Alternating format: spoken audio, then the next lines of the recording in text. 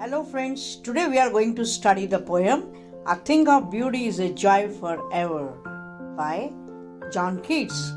This is a very beautiful poem and very important also. So come on. John Keats was one of the most prominent romantic poets. Being a romantic poet, John Keats talks about love, beauty and youth in this poem. John Keats एक romantic poet हैं और इस poem में वो love, beauty और youth के बारे में बता रहे हैं। This title itself is so beautiful that a thing of beauty is a source of everlasting happiness in human life. Tough situations of life can never fade the beauty of lovely nature and great people. There is need to feel the impact of natural and man made beautiful things. So poet is telling us, poet हमें बता रहे हैं कि किस तरह से जो Joy है, जो आनंद है, वो कौन सा आनंद है जो एवर लास्टिंग रहता है, हमेशा रहता है, और किस तरह से जो नेचर है, नेचर की ब्यूटी है, सुंदरता है, किस तरह से वो हमारा मन मोहता है और हमारे को शांति देता है और हमें उसका जो अटैचमेंट है, उससे जो खुशी मिलती है, दैट इज एवर लास्टिंग। वो कभी भी नहीं जाती है, कभी दूर नहीं होती है। अब हम समरी देखते हैं। Let us check the summary. A beautiful thing is eternal, never loses its charm and has a lasting impression on our minds. Poet कहते हैं कि जो सुंदर है, शाश्वत है, वो कभी भी नहीं मरता, उसकी सुंदरता कभी भी खत्म नहीं होती, उसका इंप्रेशन हमारे माइंड में हमेशा के लिए रहता है। The poet equates beauty to happiness. और पोएट हमें बताते हैं कि जो सुंदरता है वो खुशी से कैसे जुड़ी हुई है। These things give us peace of mind and pleasure. जो भी सुंदर है, शाश्वत है, वो हमेशा हमें सुख देता है, खुशी देता है। Beautiful things act as a shade under which we can sleep soundly and have sweet dreams. These have the power to bind us to the earth. जो भी सुंदर चीजें हैं, जैसे नेचर में कितना सुंदर बिखरा हुआ है, फ्लावर्स एंड डैफोडिल, जो भी हम देखते हैं, और वो सुंदरता हमारे मन को खुशी से भर देती है। So poet is talking here the difference between he is talking about the beauty which is not physical but it is spiritual. It is the beauty inside. As very normally हम जब जानते हैं that beauty lies in the eyes of beholder, जो भी सुंदरता है वो हमारी आंखों में है।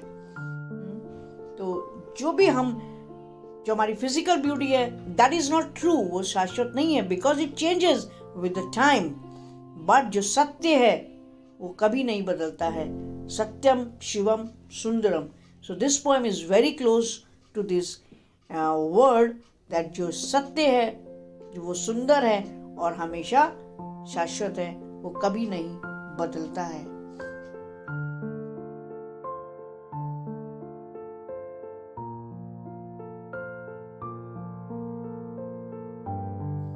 In spite of a life which is full of disappointments, despondency, sad happenings and tribulations, beautiful things make our life worth living by providing us with hope and enthusiasm. हमारे जीवन में बहुत निराशा है, दुख है और ऐसी ट्रबुलेंस है, कभी कभी situation are out of control जो हमें परेशान करती हैं, but nature has power to keep us alive. Nature में इतनी पावर है कि वो हमें एक उम्मीद देती है, हमारे अंदर एक एंथुजियाज्म को, साहस को बढ़ाती है और हम अपने जीवन को जी पाते हैं। कहते हैं ना, आशा पर आकाश थमा है। तो ये जो नेचर है, nature teachers us. Nature is the biggest teacher on this planet. इस धरती पे जो सबसे बड़े टीचर है वो हमारा nature. According to him, even common things like flock of sheep, daffodils, a spring of water, musk roses, growing in wild forests are beautiful things which give us joy and delight. Poet कहते हैं कि छोटी छोटी चीजें, common things in nature, हमारे मन को खुशी से भर देती हैं और हमें बहुत आनंद देती हैं। तो हमें whenever we are upset and very we feel low, our energy feels low, और अगर हम इस नेचुरल चीज़ों को देखते हैं, गॉड मेड थिंग्स को देखते हैं, तो हमारा मन प्रसन्न हो जाता है. Even the legends of the mighty dead are counted as beautiful things because they have the same effect of the human spirit. This is very important lines. जो भी लेजेंड, जो भी पुराने, जितने भी महान लोग जिन्होंने जो भी काम किए, वो भी आज, though they are dead, but their beautiful work is still alive today and they make our life pleasant. हम उस इतिहास को पढ़ते हैं, उनके काम को देखते हैं, उन लेजेंड्स के वर्क को देखते हैं. So they are still perpetual, they are still real. वो आज जिंदा है हमारे माइंड में, हमारे समाज में, हमारे दिमाग पर, हमारे माइंड पर. एंड उनका जो इफेक्ट है वो हमारी आत्मा पर, हमारे मन पर इतना पड़ता है कि हमें वो प्रसन्नता देता है. That gives us the Joy forever.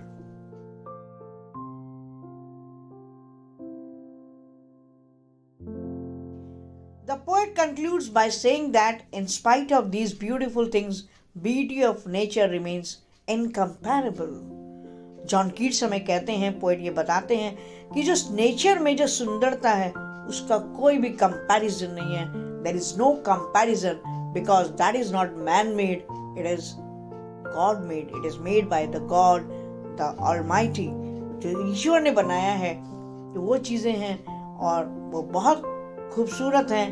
तो we should enjoy them and we should not destroy them as we are doing. Life is full of trials and tribulations, death, sadness, disappointments, death of noble values among people. ये सब आप देख रहे हैं. आज का जीवन आप सबको पता है कि कितना दुखी है और किस तरह से निराशाओं से भरा है. Man's life becomes worth living because of beautiful things which flash upon mind's screen to lift the veil of gloom. अगर हम नेचर के पास जाते हैं तो नेचर हमें हमारे दुखों से दूर करती है और हमारे जो दिमाग में जो भी परेशानियां हैं उनसे हमें रिलैक्स मिलता है. Nature works as a medicine for the people who are suffering in their lives. Grand legends of the mighty dead and the lovely tales have sublimating effect on man. The beauty of nature is like an endless fountain pouring on us from heaven. These are the never diminishing and endless source of pleasure and delight and a precious gift from heaven. ये जो भी ईश्वर से हमें प्राप्त है, ये सब हमें एक प्रेशियस गिफ्ट हैं जो ईश्वर से, डायरेक्ट हेवन से, स्वर्ग से हमें मिले हैं. और जो एक फाउंटेन है, एक ऐसा फाउंटेन है, ये एक ऐसा सुख है, सुख का सागर हम कह सकते हैं, जो हमें हमेशा सुखी रखता है, आनंद से भर देता है और कभी भी निराश नहीं करता है. तो हमें इस तरफ ध्यान देना चाहिए. We must look towards nature because Wordsworth also said that there is a spirit in the nature, and if we feel that, and that is a great thing. So we must look at the nature, the beauty, and because nature is the eternal source of joy. Nature से हमें बहुत सुकून मिलता है, बहुत खुशी मिलती है और ये एहसास होता है, yes, there is a supreme power. एक ऐसी पावर है जो पूरी दुनिया में व्याप्त है और जो हम सबको बनाए हुए है और हमारा ध्यान रखती है, हमारा ख्याल रखती है. और हमें इस नेचर को हमेशा प्रिजर्व रखना है और we should understand and realise the beauty of the nature. और अगर हमें ये समझ में आ गया कि नेचर में इतनी खूबसूरती है और नेचर के आनंद को अगर हम फील करने लगते हैं तो we feel complete in our life because a thing of beauty is a joy forever. जो भी सुंदर है, शाश्वत है, वो हमेशा रहता है. And beauty is truth, truth is beauty.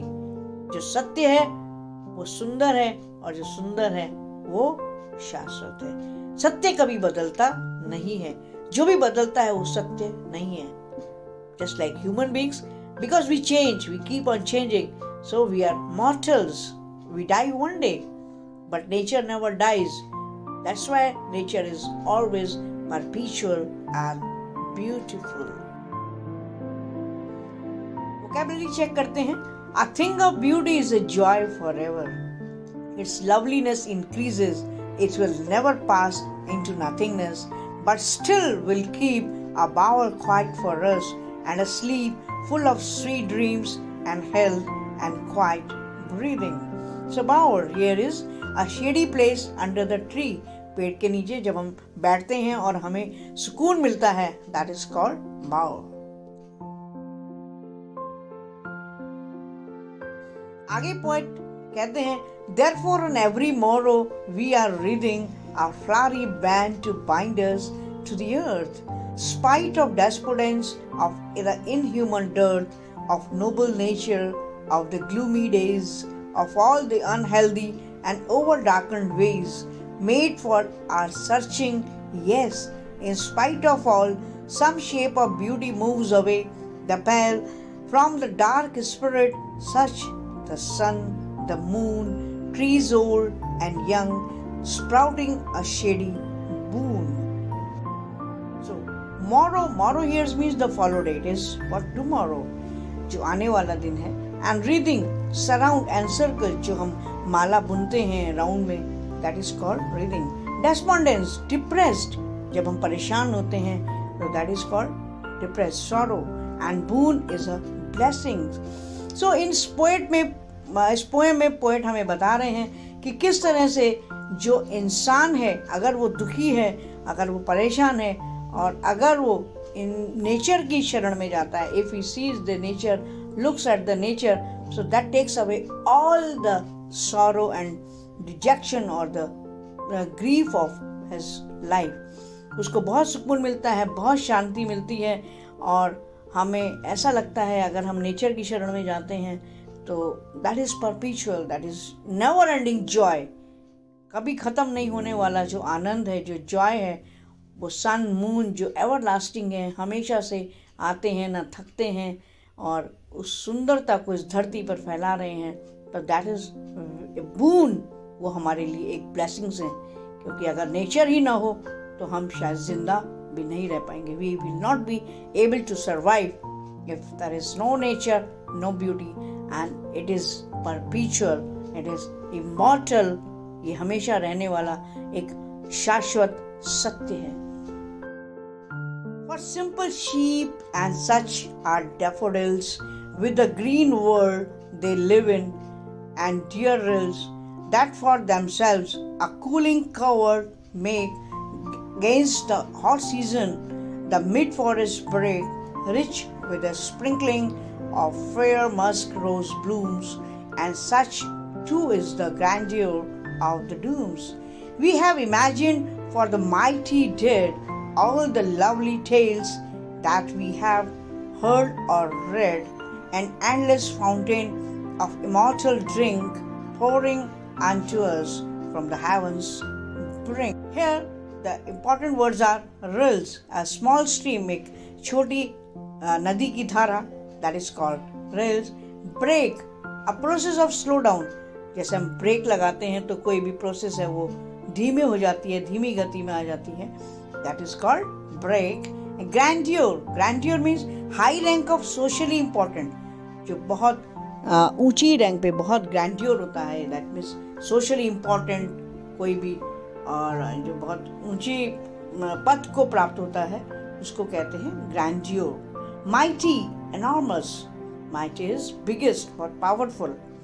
Immortal, never dying, जो कभी नहीं मरता, हमेशा शाश्वत रहता है, परपीचुअल है, हमेशा के लिए है. And brink is the edge. Let us check the poetic device. किसी चीज का poetic device चेक कर लेते हैं. कहाँ पर alliteration है इस पोएम में? तो जो वर्ड्स हैं वो हैं noble natures and some shape, then cooling, covered, and then band to bind. यहाँ पर ये जो वर्ड्स हैं, phrases हैं, यहाँ पर alliteration है. And then metaphor is heaven's brink, then bowers quiet, and then sweet dreams. Next, flowery band and unhealthy and over darkened ways. Next, the pale dark spirits and endless fountain of immortal drink. ये जो lines हैं words की, ये जो poem में, यहाँ पर हमने मेटाफर देखना है.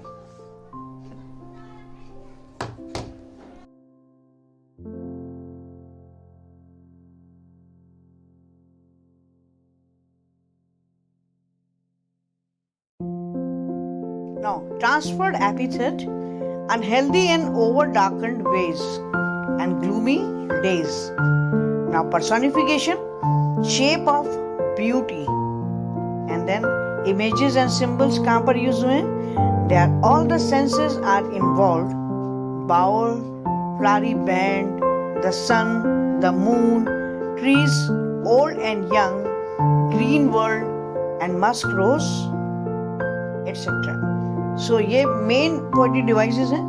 आप थोड़ा सा इनको अगर ध्यान देंगे तो you will be able to score good marks. Okay, let us check the question answers. First important question, what makes human beings love life in spite of all the troubles they face? हमारे जीवन में जो भी परेशानियां हैं उसके बावजूद भी हम कैसे जीवन को प्यार कर सकते हैं? How can we make our life happy? It is a beautiful things around us which make human beings love life in spite of troubles and sufferings. This sublimating effect of the bounty of nature keeps the spirit alive and full of love and life and keep away the gloom caused by suffering and troubles. यदि हम nature को देखेंगे, आसपास के nature को, वातावरण को, तो उससे हमारा मन एक आशा से, एक विश्वास से भर जाता है और हम अपने दुखों से मुक्ति पा सकते हैं. We feel very happy and it can remove our pain in the life. Deeds of the mighty dead in the heroic tales which give us pleasure when we hear them are associated with heroes of history and legend. It is the grandeur of the mighty dead that inspires one to do the heroic deeds. जो भी हमारे history में, हमारे इतिहास में जिन लोगों ने ऐसे काम किए हैं जो आज भी हम जिनको याद करते हैं, जिनकी वीर गाथाओं को हम सुनते हैं, तो हमारा मन बहुत खुशी से भर जाता है, आनंद से भर जाता है, जोश से भर जाता है. So they are still alive. So they are also associated with the mighty dead. I mean, it is connected with their perpetual smile, perpetual pleasure, because their work is still alive today. उनके जो काम है वो आज does the poet use to describe the beautiful bounty of the earth? Important question है. The poet uses various images to describe the beautiful bounty of the earth. He mentions various beautiful things which are present around us in the nature, like the sun, the moon, trees, daffodils, streams of water, the mid-forest spray, musk roses, etc. Poet हमें बहुत सारी images इस poem में बता रहे हैं जो खूबसूरत हैं और जो हमेशा हर जगह फैली हुई हैं, हमें दिखाई देती हैं. And they are around us. हम इस खूबसूरती से जुड़े हुए हैं. हमारे चारों ओर यह सुंदरता है जिसे हम फील कर सकते हैं.